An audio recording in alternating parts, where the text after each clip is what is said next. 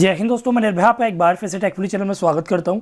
दोस्तों, अपनी पिछली वीडियो में मैंने आपको बताया था कि वॉइड पॉइंटर्स आखिर क्या होते हैं सी लैंग्वेज के अंदर, और आज की इस वीडियो में मैं आपको बताऊंगा कि डायनेमिक मेमोरी एलोकेशन क्या होती है सी लैंग्वेज के अंदर। दोस्तों, अगर आपको डायनेमिक मेमोरी एलोकेशन के बारे में समझना है, अच्छे से पढ़ना है, ताकि आप एग्जाम में या इंटरव्यू में अच्छे से इसको यूज़ कर सके, प्रोग्रामिंग में अच्छे से यूज़ कर सकें, तो आपको पहले पॉइंटर्स का बेसिक पता होना चाहिए।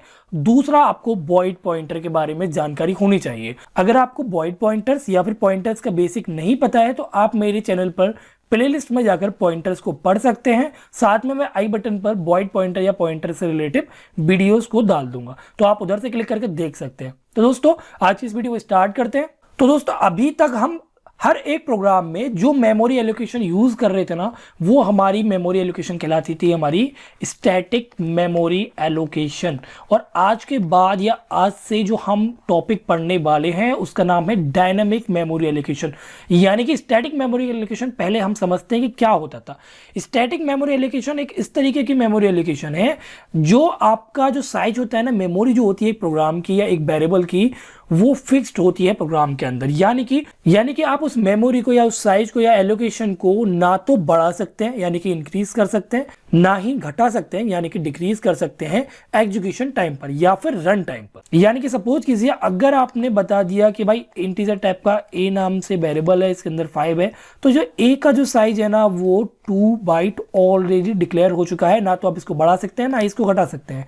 अगर आपने एरे का जो साइज है वो दे दिया आपने यहाँ पर 10, तो आप इसके अंदर 10 एलिमेंट को स्टोर कर सकते हैं, ना कि 11 को कर सकते हैं। ठीक है, तो अगर हमें डायनेमिक मेमोरी एलोकेशन की आखिर आवश्यकता क्या हुई, ये आप समझिए।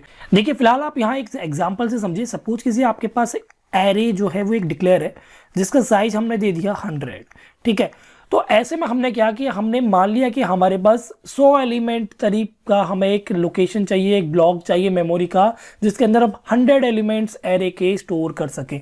ठीक है, और वो हर एक एलिमेंट जो होगा ना, वो हमारा 2 बाइट लेगा क्योंकि हमने इंटीजर डिक्लेयर किया है। तो हमारे पास एक बॉक्स बनेगा इस प्रकार से। ठीक है, हर बॉक्स का एक एड्रेस होगा और हर एड्रेस पे जो बाइट साइज होगा वो उसका आपका 2 बाइट होगा। इस प्रकार से आपके पास 100 एलिमेंट होंगे।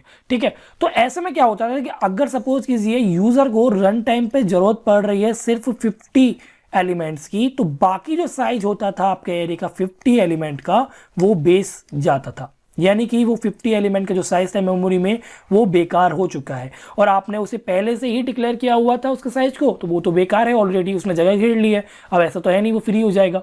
और सपोज कीजिए आपको 150 एलिमेंट एक्सेस करने, ना कि 100 एलिमेंट एक्सेस करने, यानी कि आपको 50 एलिमेंट और एक्स्ट्रा एक्सेस करने। तो जब बात 150 एलिमेंट को एक्सेस करने की आती है, तो आपके पास साइज क्या है, आपके पास साइज है एरे का, वो है 100। आप एक्सेस करना चाहते हैं 150 एलिमेंट्स को, पर आपके पास 100 की स्पेस है, तो बाकी 50 आपका है नहीं, तो ये प्रोग्राम जो आपका वहीं के वहीं क्रैश हो जाएगा। तो ऐसे में हम चाहते हैं कि हमारे पास एक इस प्रकार का फंक्शनैलिटी हो कि जब हम चाहे रन टाइम पर उसके साइज को डिक्रीज कर सकें, उसके साइज को इंक्रीज कर सकें। कि सपोज कीजिए आपके पास एक एरे है जिसका कुछ साइज है, और अगर आप उसे रन टाइम पर चाहते हैं 40 उसका यूज़ करना, तो वो 40 यूज़ कर लेगा। आप चाहते हैं 60 की स्पेस बनाना, वो 60 बना लेगा। आप बनाना चाहते हैं 100 का, तो वो 100 की मेमोरी का एलोकेट कर देगा। यानी कि एक ऐसा मेमोरी एलोकेशन की टेक्निक जो आपका रन टाइम पर मेमोरी को एलोकेट कर सके। तो इसके लिए हमारे सी प्रोग्रामिंग में कुछ फंक्शंस हैं। उन फंक्शन को, पहले फंक्शन को हम बोलते हैं मैलॉक, यानी कि एम मैलॉक, ये फंक्शन है आपका। ठीक है, इन सभी फंक्शन का जो रिटर्न टाइप होता है ना आपका, वो वॉइड होता है, और ये पॉइंटर्स होते हैं कुछ इस प्रकार से, वॉइड मैलॉक, और ये फंक्शन इसके अंदर इसका ये साइज जाएगा। इनके डिक्लेरेशन, इनका फंक्शन, इनके प्रोग्राम है, इनकी फंक्शनैलिटी जो भी है, ये हम अपनी एक एक वीडियोस में पढ़ेंगे। दूसरा होता है आपका फंक्शन, वो होता है आपका कैलॉक, और तीसरा फंक्शन होता है आपका रीएलॉक। ठीक है, अगर आपको दोबारा से किसी का एलोकेशन देनी है तो आप रीएलॉक का यूज करेंगे। और चौथा होता है आपके पास फ्री फंक्शन, यानी कि आपको अगर मेमोरी फ्री करनी है, एलोकेशन फ्री करनी है, तो आप इस मेथड का यूज करेंगे। तो आने वाली अपनी वीडियोस में हम इन 4 मेथड्स के बारे में समझेंगे। तो आशा करता हूं आपको ये सारी चीज समझ में आई होंगी। पहला पॉइंट है कि आपको पॉइंटर्स का बेसिक पता होना चाहिए। दूसरा पॉइंट है आपको वॉइड पॉइंटर पता होना चाहिए। तीसरा पॉइंट है डायनेमिक मेमोरी एलोकेशन। होता है आपका जो आपका रन टाइम या फिर एग्जीक्यूशन टाइम पर आपके मेमोरी को बढ़ा या घटा सके, सिंपल समझ लीजिए। उसके बाद आपके पास 4 मेथड होते हैं सी प्रोग्रामिंग के अंदर डायनेमिक मेमोरी एलोकेशन के, जो होता है मैलॉक, दूसरा होता है कैलॉक, तीसरा होता है रीअलॉक और चौथा होता है आपका फ्री। इन चारों को समझ लीजिए, आपका डायनेमिक मेमोरी एलोकेशन एकदम खत्म हो चुका है।